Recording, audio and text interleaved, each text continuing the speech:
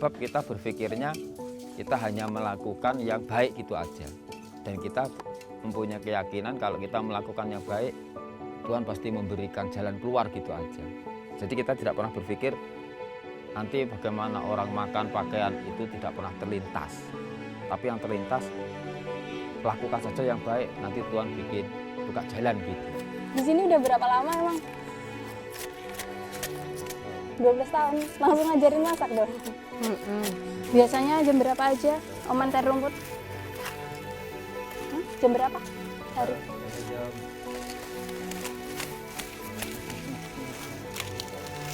Habis cuci baju.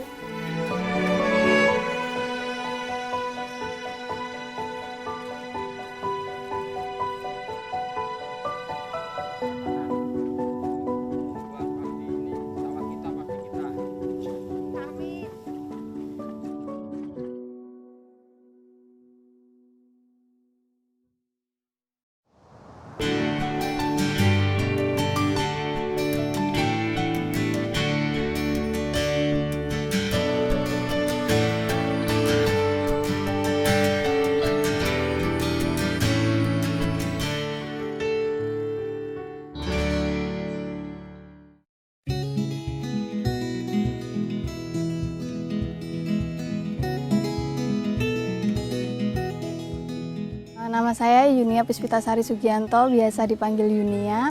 Usia saya 21 tahun. Aktivitas saya saat ini jualan online, ada kuliner, skincare, sama penyewaan alat outdoor.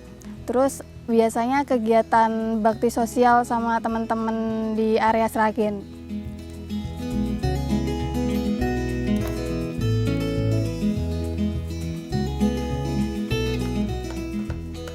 Pekerjaan impian saya dari saya SD, saya pengen jadi pengusaha sukses. Karena mungkin keturunan dari bapak iya, terus saya pengen kerja tapi nggak terikat waktu. Uang bisa ngalir, cuman saya bisa kumpul sama keluarga dan teman-teman tanpa ada batasan waktu.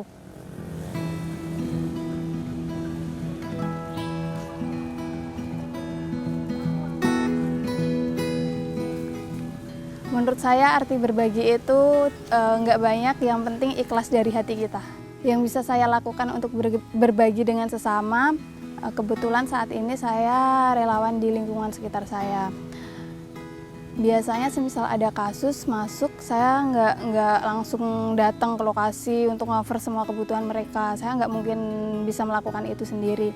Saya biasanya ngajak teman-teman untuk ikut berkontribusi, terjun ke lapangan dan survei tempat. Nanti setelah itu kita biasanya galang dana untuk mengcover kebutuhan mereka.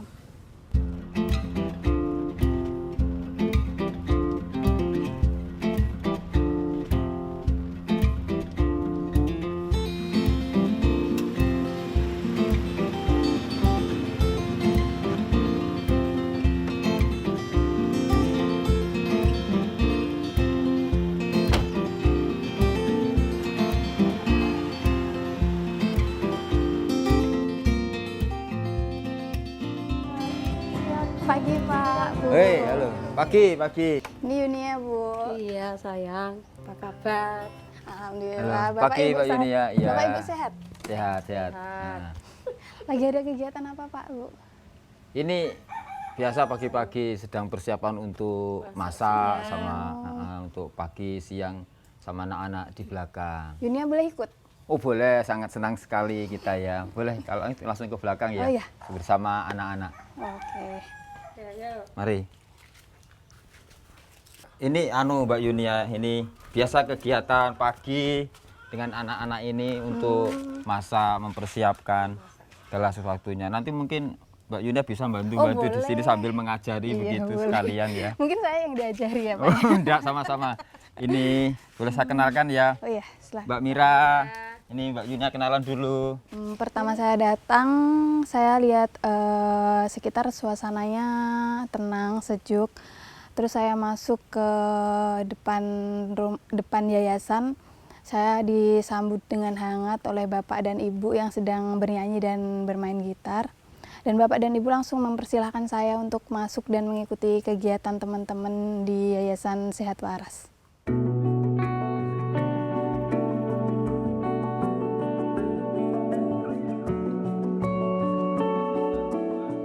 Barnabas Jayeng Surono dan Hana Eni Ekowati, atau lebih dikenal dengan Bapak dan Ibu Jayeng ini, merupakan pendiri dari Yayasan Sehat Waras Sejahtera, tempat pemulihan bagi orang dengan gangguan jiwa atau ODGJ di Desa Pilangsari, Kabupaten Sragen, Jawa Tengah.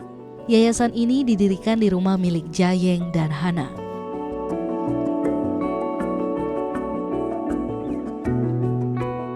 Didirikan tahun 2007. Awalnya, rumah ini adalah tempat pemulihan biasa untuk ODGJ di wilayah sekitar lingkungan tempat tinggal Jayeng dan Hana. Di tahun 2014, rumah pemulihan pun berdiri menjadi Yayasan Sehat Waras Sejahtera. Panggilan hati dan kepedulian kepada ODGJ adalah alasan dibalik berdirinya Yayasan Sehat Waras Sejahtera. Saat itu ODGJ dianggap sebagai aib.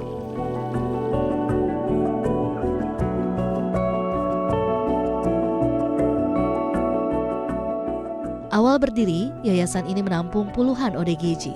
Kini hanya tersisa 8 orang yang masih membutuhkan binaan. Sisanya telah pulih dan pulang ke keluarga masing-masing.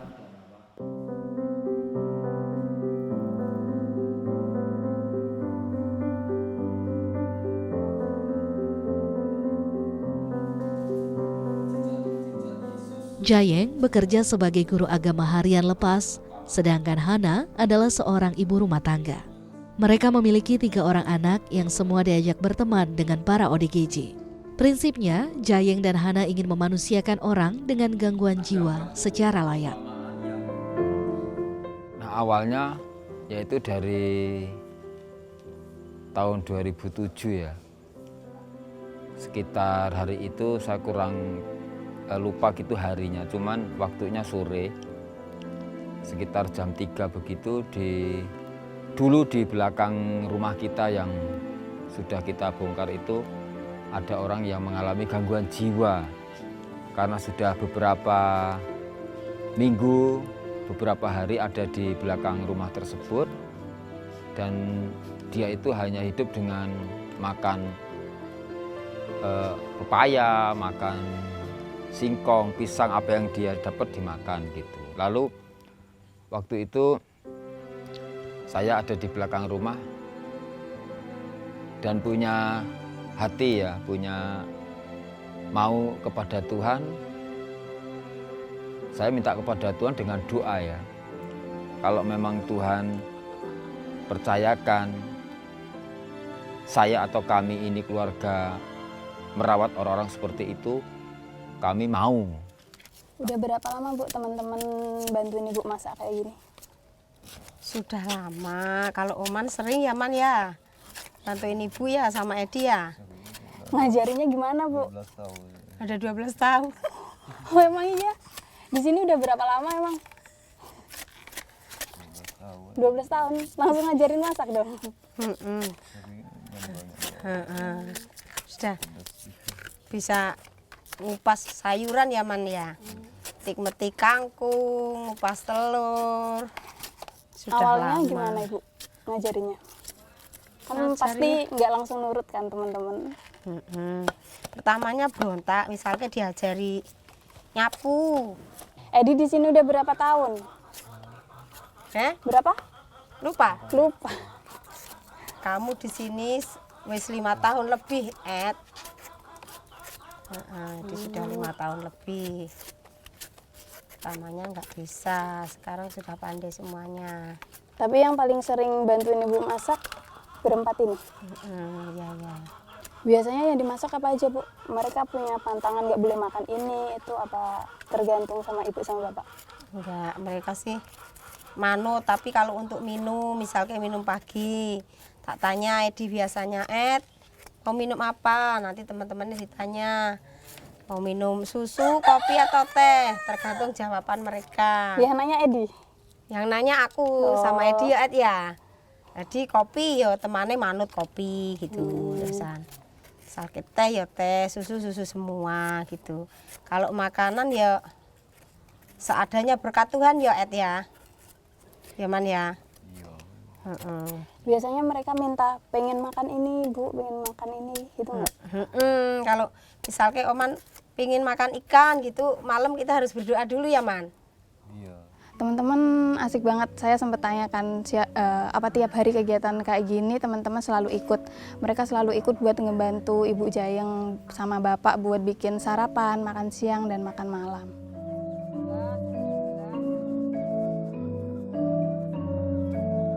Di mana Bu makanya? Di depan? Di belakang?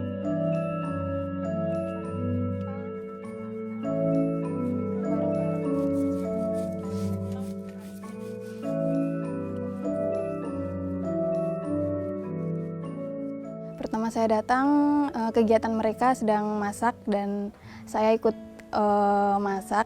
Mereka tadi pagi masak tahu goreng, sayur rebung, terus ada telur. Biasanya yang bantuin masak siapa Bu, goreng-goreng kayak gini?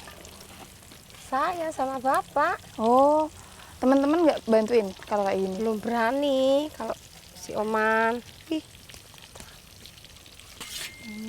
Lah kalau Ibu sakit gimana? Yang masak siapa? pernah aku sakit toh, pernah suatu saat sakit.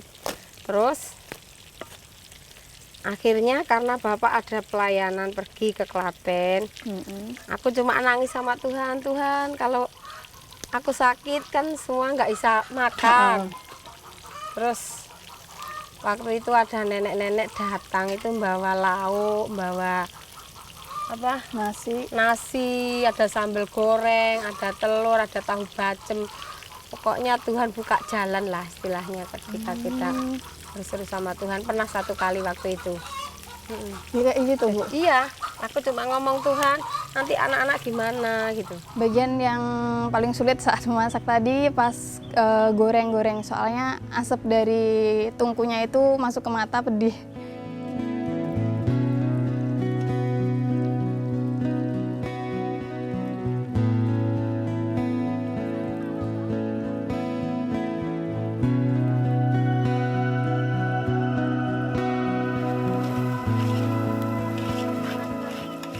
Nggak bisa bayangin sih semisal Ibu sendiri nggak ada Bapak, soalnya Ibu tadi bilang semisal goreng-goreng biasanya teman-teman belum berani, biasanya kan Ibu sendiri. Jadi kalau nggak ada Bapak mungkin Ibu bakal repot banget.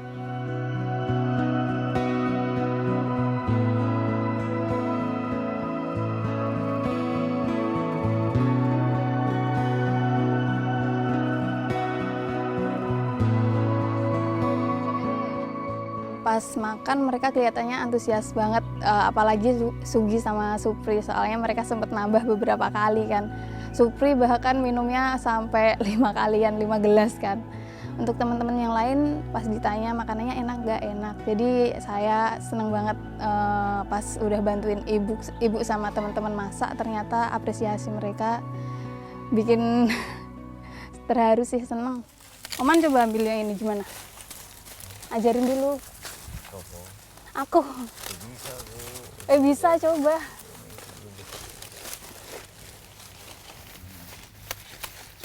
Yang ngajarin Oman siapa? Cari rumput. Siapa, Man? Siapa? Bisa sendiri. Bisa sendiri. Biasanya jam berapa aja Oman cari rumput? Jam berapa? Cari. Ada jam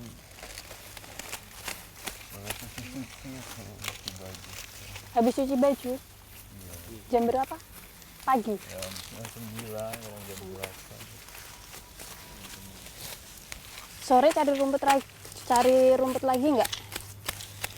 Hingga sore, kadang hingga sore. Kadang sore, kadang pagi. Sama siapa? Edi? Kadang dengan Edi. Sama Bapak? Pernah 1 kali ya. Oh, berarti seringnya sama Edi ya? Ya waktu motong rumput tadi agak susah sih, soalnya pas ngelihat Bapak sama teman-teman yang lain kayaknya gampang. Ternyata pas dicoba itu rumputnya susah banget kepotong. Biasanya ambil makanan buat sapi kayak gini emang aktivitas rutin mereka, Bu? Tiap aktivitas untuk kasih makan sapi, juga untuk olahraga lah sekalian ya, Man ya? Harus disuruh apa mereka udah ngerti, Bu, tugasnya biasanya? Sudah ngerti. Klien-klien ini datangnya dari mana aja, Bu? Ibu ketemu di jalan apa diantar ke sini? Ada yang lewat depan rumah, ada yang diantar keluarganya, ada yang dari dinas sosial, dari rumah sakit, dari Satpol PP. Tapi kita selama ini mengutamakan orang terlantar. Macam-macam ya Bu berarti. Iya. Kalau yang diantar keluarga biasanya mereka bilangnya gimana Bu? Yo nitip supaya sembuh, tapi nggak pernah ditengok walaupun. Oh berarti nggak pernah ditengok ya, cuman nganter aja. Iya. Tadi waktu motong rumput teman-teman kayaknya udah biasa kan, jadi rasanya gampang banget. Saya pas ngeliat bapak, terus Edi, Oman, sama ibu kayaknya gampang, cuman pas saya ngelakuin agak susah. Soalnya rumputnya tak coba pakai itu kan, aritnya nggak kepotong-potong, cuman ya tetap usaha sih. Ngeliat teman-teman yang sangat antusias.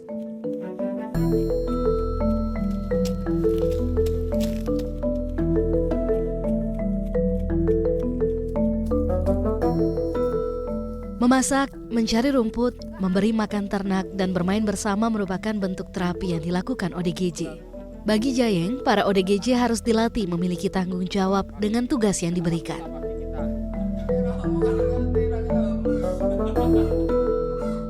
Jayeng tidak pernah memberikan obat atau terapi medis lainnya. Ia meyakini apa yang datang dari hati dapat diterima dengan hati juga.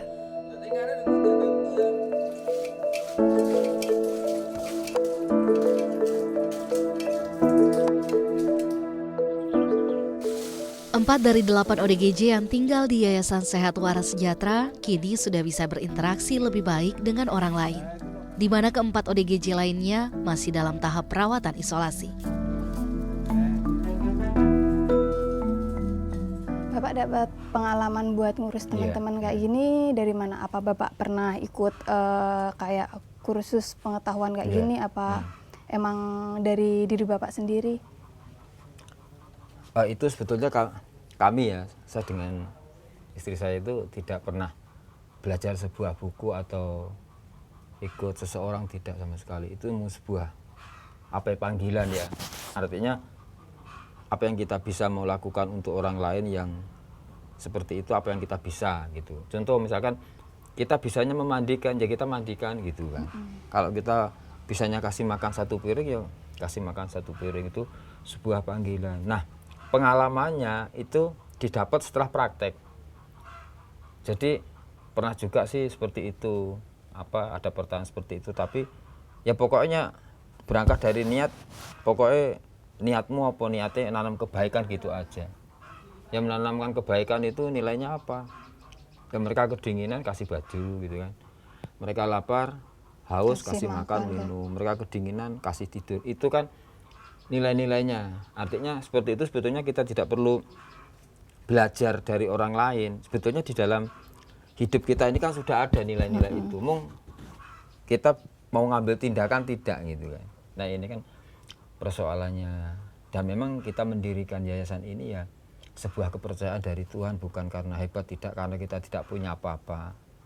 Tetapi cuman mohon kepada Tuhan ya, kalau memang Tuhan percayakan sebuah pekerjaan seperti ini, kita itu mohonnya apa yang kita lakukan itu membuat dia jadi sehat gitu. Jadi sehat, jadi waras, jadi sejahtera.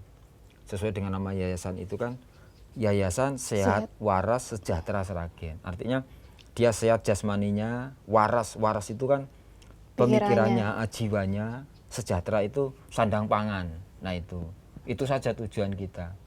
Ya jadi sederhana sekali, tapi itu sebetulnya mencakup kebutuhan manusia.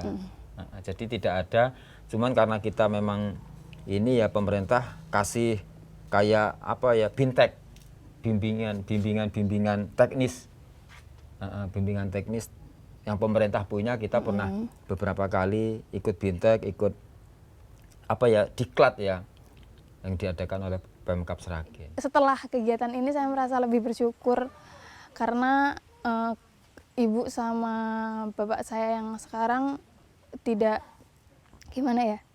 memperlakukan saya sama seperti anaknya. Mungkin saya sedih gara-gara saya belum terima semisal posisi bapak kandung saya diganti dengan bapak saya yang sekarang. Saya mau ucapin ke bapak, ibu sama teman-teman makasih Soalnya Yunia udah dikasih kesempatan buat ngikutin kegiatan dari teman-teman bangun tidur, masak, terus sampai nyari rumput buat pakan lembu. Itu benar-benar pengalaman yang berharga banget buat Yunia untuk kehidupan kedepannya. Saya benar-benar makasih banget udah dikasih kesempatan dan diterima dengan baik oleh Bapak, Ibu, dan teman-teman.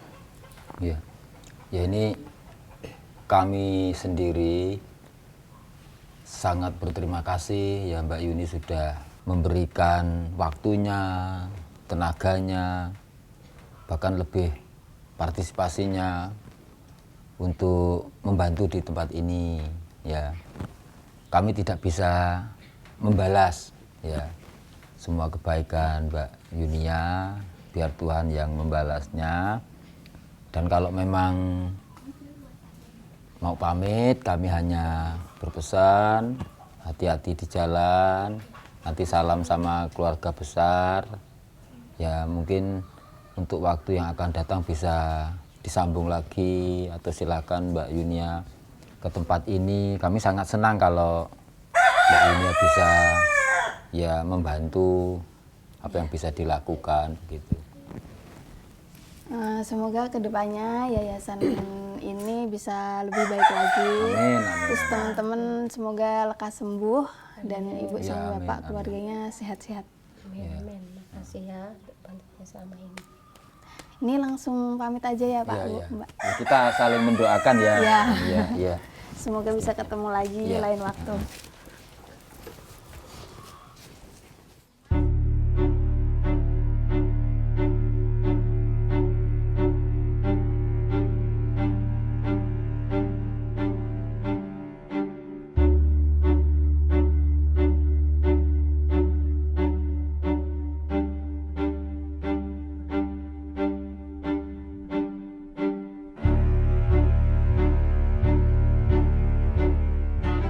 Dari teman-teman yang ada di sini saya belajar terutama dari Mbak Mira ya. Mbak Mira itu masa lalunya menurut saya benar-benar keras dan akhirnya yang awalnya dia emosi, belum bisa ngontrol emosinya, sampai seiring berjalannya waktu dia benar-benar bisa sabar dan ngontrol emosinya. Terus untuk hal positif yang saya petik dari Bu Jayang, Bu Jayang benar-benar ikhlas ngasih kasih sayang ke semua teman-teman yang ada di sini tanpa membeda-bedakan, meskipun mereka bukan anak kandung ibu dan bapak.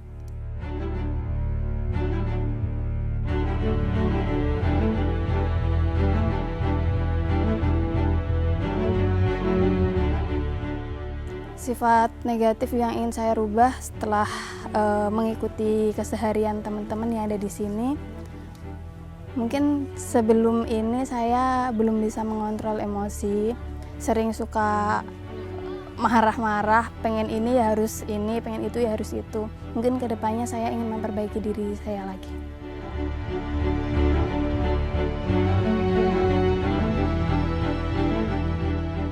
Acara ini dipersembahkan oleh Inti Sumber Baja Sakti dan Samudra Marine Indonesia.